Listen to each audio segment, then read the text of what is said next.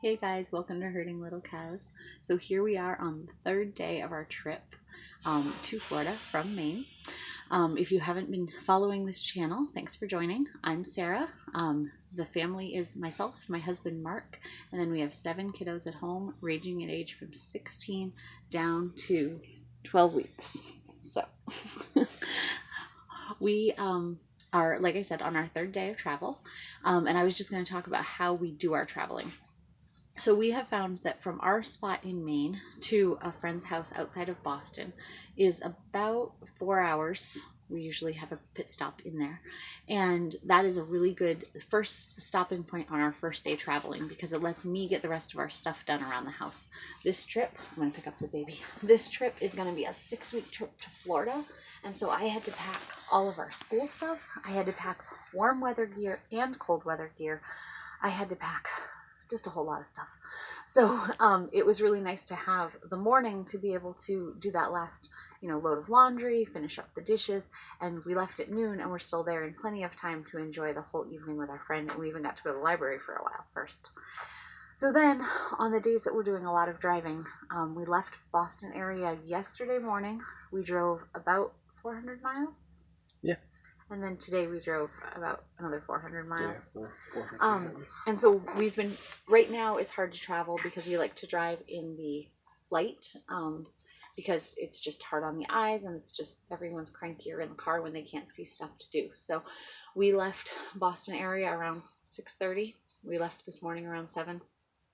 And we try to drive 2.5 hours between stops. Of course, we'll stop for the kids if they need to use the bathroom and stuff. But when we get to a rest stop, we make everybody get out and use the bathroom. And then we play silly little games like Follow the Leader or Simon Says. Like today we were taking our hands. We had them way out in front of us, but I can't do that here. And we would write a letter A, and then we'd write a letter B, but we were doing it really, really big, so they really got arm movement in there. We'll walk around if we're at a rest stop that there's sidewalk available to do that. We'll walk around. In the summer, we run around in the grass at these different parking lots to be able to get the kids' energy out. We do all of our eating in the car because we found that it keeps the kids entertained and it wastes a lot of times if we're sitting at a rest stop eating before we get back in the car. I know not everybody eats in the car, but that's what our family does.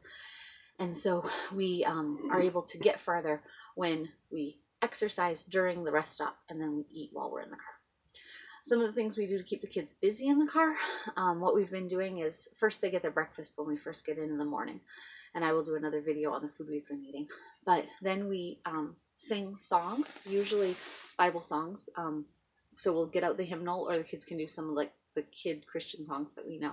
And we'll start with the youngest, not Malachi, he doesn't pick yet, but Uriah will pick a song. We'll all sing it together, and then it goes up the line with everybody picking a song, and Naomi usually leads those from the hymn book because Naomi is really good at singing and leading those songs. And then we're reading 3 chapters a day in the Bible. So we're in Genesis and we're just reading the next 3 chapters aloud. When we're at home, we split up so people can just read separately and then we talk about it. But here on the trip, we're having one person read it out loud and we're talking about it in the car.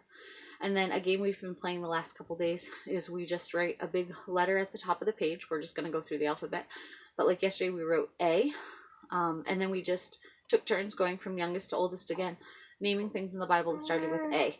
And the person who named it had to say something about that thing. So like Abigail, the 2-year-old listens along. He doesn't do it, but the 4-year-old does it.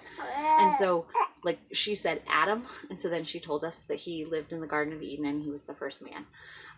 And we went up, so we were able to share some stories from the Bible that may not be as familiar to the little kids, and it's just a good way to be making sure that the Bible is a big part of the day as we're talking about things, and it brings up interesting conversations. So today we did B, and we had lots of fun B words.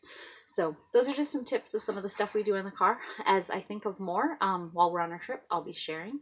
But thank you for joining Herding Little Cows.